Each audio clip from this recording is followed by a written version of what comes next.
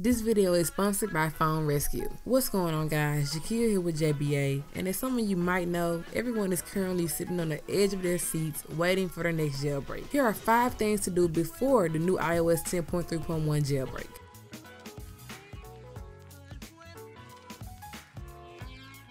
These tips are not just for the iOS 10.3.1 jailbreak, but they can also work perfectly for all future and past jailbreaks as well. Let's get started. The first tip that I have for you is to make sure that you have a backup plan. I don't think that I can stress enough the importance of having a backup plan. My iPhone 7 Plus has never been jailbroken, mainly because it was running iOS 10.2. It completely freaked out on me while I was syncing music with iTunes, and it gave me a strange error that basically said that my iPhone couldn't be read and told me to restore it, and foolishly I did. I ejected my phone and did a quick iCloud backup and then plugged the device into the computer to restore it. And then iTunes gave me a crazy error that said something about not being able to restore because TATSU declined to authorize the device image. I researched and tried everything that I could, putting it into DFU and recovery mode. I messed around with Terminal and even contacted Apple, but their efforts actually left me in a recovery loop. That's when I remembered that I had installed an app called Phone Rescue a few days earlier for review. I had already done a bit of research on the app, but had never gotten around to testing it out.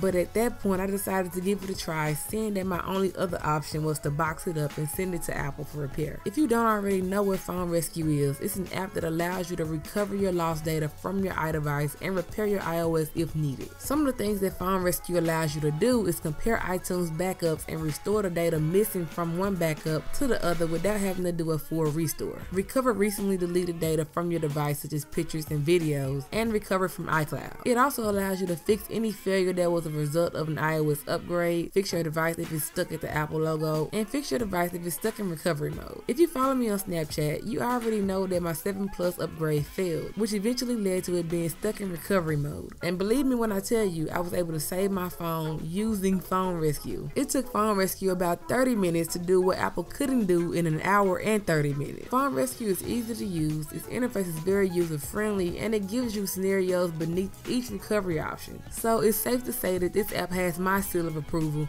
and I fully recommend you guys pick up a copy. If this could happen to my non-jailbroken device, imagine what could happen if you installed a bad tweak or something while jailbroken. I'll leave a download link in the description of this video, and if you guys want a chance to win a copy of Phone Rescue, let me know in the comment section below. If there's enough interest, we may be able to make something happen. The next tip that I have for you guys is to get a virtual machine. When the new jailbreak comes out, regardless if it's for iOS 10.3.1 or iOS 11, there's a good chance that the utility will be Windows only. For Windows users, this news is great, but for those of us who are Mac owners, we have a bit more work to do if we want to jailbreak on release day. It could take a few days, weeks, or maybe even longer for a Mac utility to be released, which probably won't be ideal for a lot of us. Essentially, either you need to find a computer capable of running Windows, or you can do as I did and make your Mac run Windows. To do this, you can use Boot Camp, which comes stock in OS X, or you can do as I did and download a virtual machine. My virtual machine of choice is VMware Fusion, and it's actually available for a free trial, which is perfect if you only need it to jailbreak. In addition to VMware Fusion, you will also need a copy of Windows, which is also available for a free trial. I'll leave a link to both of those free trials in the description of this video. I recommend that you guys go ahead and download both of them now and keep them on ice until the jailbreak is released. The next thing that I recommend that you do before the new iOS 10.3.1 jailbreak is save your SSH2 blobs. This is something that should be done with every release of iOS. As long as the iOS is still being signed, blobs can be saved regardless of what version of iOS you're currently running. If you don't know what blobs are, they're a part of Apple's digital signature that gets passed through their servers when updating and downgrading. By saving these blobs, you increase your chances of being able to downgrade or upgrade to an unsigned version of iOS, should that option become available in the future. So here's how to save your blobs. Go to the website that I have for you below, download the .zip file, and extract it to your desktop. Drag the TSS checker file for your operating system from the folder that you just extracted to your desktop. Open Terminal, and if you're using Windows, open Command Prompt and type in sudo space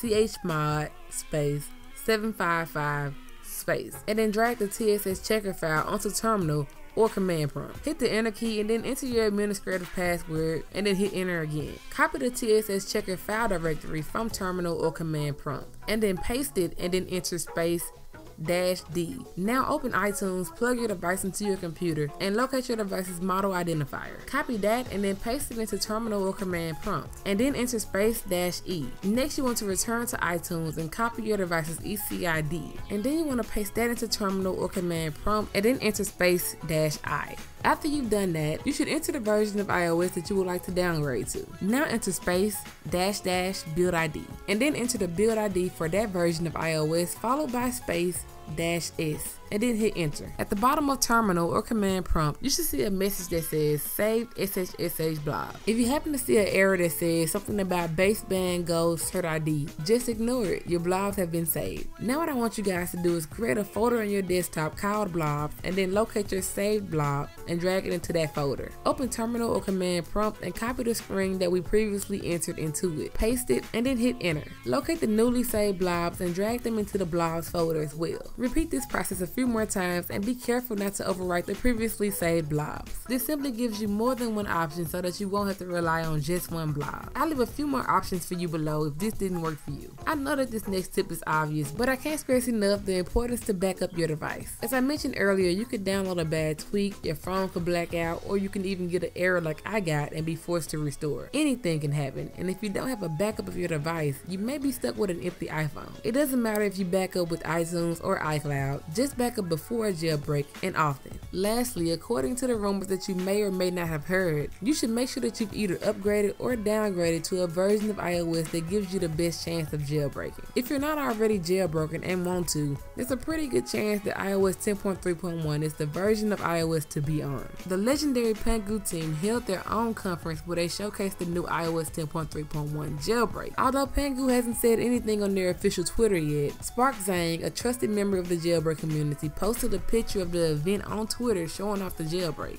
There's reasonable evidence to believe that we may be getting the iOS 10.3.1 jailbreak, but nothing is set in stone or has even been announced. So any release dates, download links, or videos that have been floating around aren't actually real. If and when the iOS 10.3.1 jailbreak is released, I upload a full tutorial on this channel and post it on Twitter, Instagram, Snapchat, and Facebook too. So make sure that you're following me on something. And make sure that you subscribe to the channel. One more thing that I recommend is that you go ahead and download the iOS 10.3.1 IPSW file for your device. You never know what may happen in the coming days. We may get that announcement that says that there's actually an iOS 10.3.1 jailbreak on the way. And if iOS 10.3.1 is still being signed, it'll be an easy upgrade or downgrade if you already have it downloaded. I have no idea why Apple is still signing iOS 10.3.1 even though iOS 10.3.2 is out and has been out for a while, and you never know when that window might close, so I'll jump on this if I were you. But that's it guys, thank you so much for watching this video. If you enjoyed it, be sure to hit that thumbs up button, share this video, and subscribe to the channel. Follow us on Twitter, Instagram, and Snapchat at Jailbreak Army, and we're on Facebook too. Big thanks to Phone Rescue for sponsoring this video, and as always, stay weird, get curious, and be you. Later guys.